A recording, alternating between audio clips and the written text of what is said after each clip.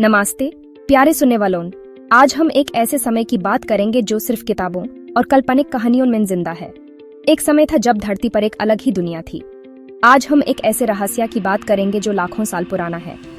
ये रहस्य है उन प्राचीन प्राणियों का जो धरती के असल राजा थे। ये कहानी है वो दौर की जब धरती पर जेंट्स का राज था।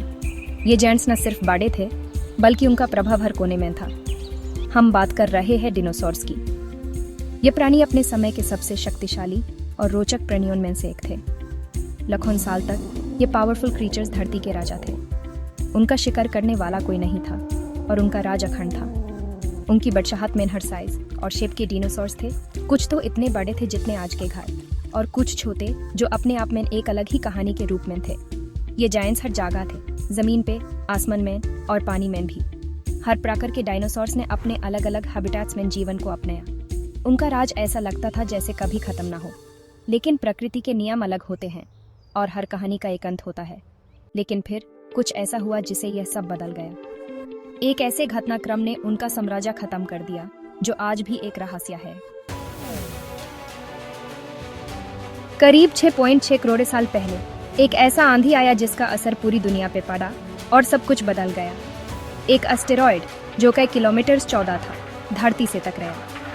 यह टक्कर इतनी जोर से हुई कि उसे एक क्रेटर बन गया जो आज भी मेक्सिको के पास देखा जा सकता है।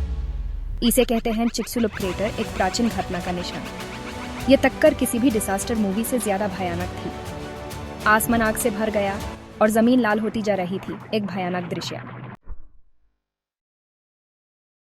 करोड़ों साल पहले एक मैसिव एस्टेरॉयड की टक्कर ने धरती के इकोसिस्टम को हिलाकर रख दिया। इस टक्कर ने एक चेन रिएक्शन शुरू कर दिया जो हर कोने में तबाही ले आई। जंगल में आग लग गई जो तेजी से फैलती चली गई। धुआं और राख ने आसमान को इतना ढांक दिया कि सूरज की रोशनी जमीन तक नहीं पहुंच पाई। सूरज की रोशनी के बिना धरती का टेम्परेचर गिरने लगा। यह ठंड क्लाइमेट चेंज का सबब बनी जो हर प्राणी के जीवन को प्रभावित करने लगा। पेड़ और पौधे धीरे धीरे मारने लगे। इसके बिना हेर्बिवोरस डायनासोर्स के लिए खाना मिलना मुश्किल हो गया। भूख और बीमारी ने उन्हें कमज़ोर कर दिया। अगर ये सब काफ़ी नहीं था तो एक और मुसीबत ने धरती को हिला दिया। आसमान में घनेरे बादल और ज़मीन पर तबाही का मंजर था। साइंटिस्ट्स का मानना है कि एस्टेरॉयड की टक्कर की वजह से कई जगह वोल्केनोज भी फटने लगे। ये वोल्केनोज लवा और पॉइजनस गैसेस निकाल रहे थे। लवा के साथ निकालने वाली पॉइजनस गैसेस ने हवा को जहरीला बना दिया। सांस लेना मुश्किल हो गया और जीवन के लिए हालत और भी खराब हो गए। धीरे धीरे डिनोसॉर्स का दुनिया से नाम मिटने लगा। यह एक ऐसे अंत का प्रारंभ था जो धरती के इतिहास में कभी नहीं देखा गया था। डायनासोर्स का सफाया एक बहुत बड़ा ट्रेजेडी था जो धरती के इतिहास में एक टर्निंग पॉइंट बन गया। यह एक्सटिंक्शन एक ऐसे समय का प्रारंभ था जो बिल्कुल अलग था, लेकिन इससे धरती पे नई जिंदगी को पलने का मौका भी मिला। जब एक एरा खत्म होता है तो एक नए एरा की शुरुआत होती है। यह साइकिल हमेशा से नेचर का हिस्सा रही है।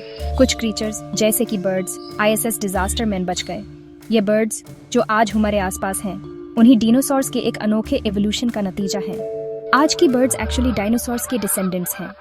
वो हमें दिखाते हैं कि कैसे जिंदगी नए रूप में इवॉल्व कर सकती है।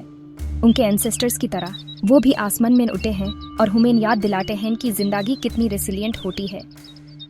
हर मुश्किल के बाद एक नई शुरुआत होती है। डिनोसॉर्स की यह कहानी हमें एक इम्पोर्टेंट मैसेज देती है। यह हमें सिखाती है कि हर डिस्ट्रक्शन के बाद एक नई क्रिएशन होती है, लेकिन यह भी याद दिलाती है कि हमारे एक्शंस का असर कितना गहरा हो सकता है। यह हमें बताती है कि क्लाइमेट चेंज और एनवायरमेंटल डिस्ट्रक्शन कितने खतरनाक हो सकते हैं। अगर हमने अभी कुछ नहीं किया तो शायद हम भी एक ऐसे ही ट्रेजेडी का हिस्सा बन सकते हैं। हमें अपने प्लैनेट का ख्याल रखना होगा ताकि हिस्ट्री खुद को रिपीट ना करे।